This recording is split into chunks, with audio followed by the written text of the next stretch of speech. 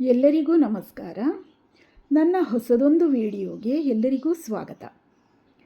ಈ ದಿನ ನಾವು ಡ್ರ್ಯಾಗನ್ ಗಿಡದಲ್ಲಿ ಹೂವುಗಳು ಬಿಡೋದು, ಅವುಗಳ ಗಾತ್ರ ಮತ್ತು ಯಾವ ತಿಂಗಳಿನಲ್ಲಿ ಹೆಚ್ಚಾಗಿ ಅವುಗಳು ಹೂಗಳನ್ನು ಬಿಡುತ್ತೆ ಮತ್ತು ನಾವೇ ಸ್ವತಃ ಅವುಗಳಲ್ಲಿ ಪರಾಗಸ್ಪರ್ಶ ಕ್ರಿಯೆಯನ್ನು ಹೇಗೆ ನಡೆಸೋದು ಅನ್ನೋದ್ರ ಬಗ್ಗೆ ಸ್ವಲ್ಪ ಮಾಹಿತಿಯನ್ನು ತಿಳ್ಕೊಳ್ಳೋಣ.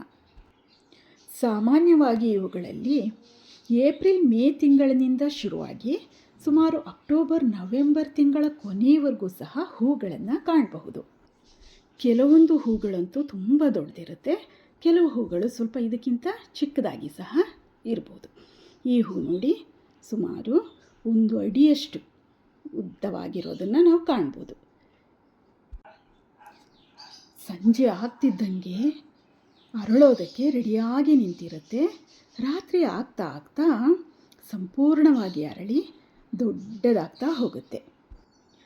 ಇವು ರಾತ್ರಿ ಅರಳೋ ಹೂವಾಗಿರೋದ್ರಿಂದ ಪರಿಸರದಲ್ಲಿ ಕೀಟ, ದುಂಬಿ, ಜೇನುಹುಳು, ಪತಂಗಗಳು ತುಂಬ ಕಡಿಮೆ ಸಂಖ್ಯೆಯಲ್ಲಿರುತ್ತೆ.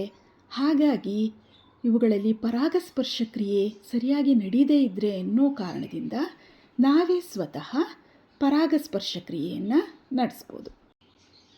ಈ ರೀತಿ ನಾವೇ ಕೈಗಳಿಂದ ಪರಾಗಸ್ಪರ್ಶ ಕ್ರಿಯೆ ನಡೆಸೋದ್ರಿಂದ ಕಾಯಿಗಳು ರಸಭರಿತವಾಗಿರುತ್ತೆ ಮತ್ತು ತುಂಬ ದೊಡ್ಡದಾಗಿರುತ್ತೆ. ಎಲ್ಲ ಹೂಗಳಲ್ಲೂ ಇರೋ ಥರನೇ ಇದರಲ್ಲೂ ಸಹ 2 ಮುಖ್ಯ ಭಾಗಗಳನ್ನು ಕಾಣ್ಬೋದು. ಒಂದು ಕೇಸರ ಮತ್ತಿನ್ನೊಂದು ಶಲಾಕಾಗ್ರ. ಇಲ್ಲಿ ನಾವು ಪರಾಗಸ್ಪರ್ಶ ಕ್ರಿಯೆ ನಡೆಸೋದಕ್ಕೆ ಏನು ಮಾಡಬೇಕಂದ್ರೆ, ಒಂದು ಸಾಫ್ಟಾಗಿರೋ ಬ್ರಷನ್ನು ತಗೋಬೇಕು ಮತ್ತು ಒಂದು ಸಣ್ಣ ತಟ್ಟೆ ಅಥವಾ ಬೌಲ್ ತಗೊಂಡು ಅದರ ಮುಂದೆ ಇರುವಂತಹ ಪರಾಗ ಕಣಗಳನ್ನು ಸಂಗ್ರಹಣೆ ಮಾಡ್ಕೋಬೇಕು. ನಿಧಾನವಾಗಿ ಈ ರೀತಿ ಉದುರಿಸ್ತಾ ಸಂಗ್ರಹಣೆ ಮಾಡ್ಕೋಬೇಕು. ನಂತರ ಈ ಬೌಲಲ್ಲಿ ನೋಡಿ ಯಾವ ರೀತಿ ಕಾಣ್ತಾ ಇದೆ, ಪರಾಗ ಕಣಗಳದು. ಈ ಪರಾಗ ಕಣಗಳನ್ನು ನಿಧಾನವಾಗಿ ಕಲೆಕ್ಟ್ ಮಾಡಿಕೊಂಡು ಅದನ್ನು ಅದೇ ಬ್ರಷ್ಷಿನ ಸಹಾಯದಿಂದ ಶಲಾಕಾಗ್ರಕ್ಕೆ ವರ್ಗಾವಣೆ ಮಾಡಬೇಕು. ನಿಧಾನವಾಗಿ ಶಲಾಕಾಗ್ರದ ಮೇಲೆ ಉದುರಿಸ್ತಾ ಹೋದರೆ ಅದು ಶಲಾಕಾಗ್ರಕ್ಕೆ ವರ್ಗಾವಣೆ ಆದ ಹಾಗೆ ಆಗುತ್ತೆ.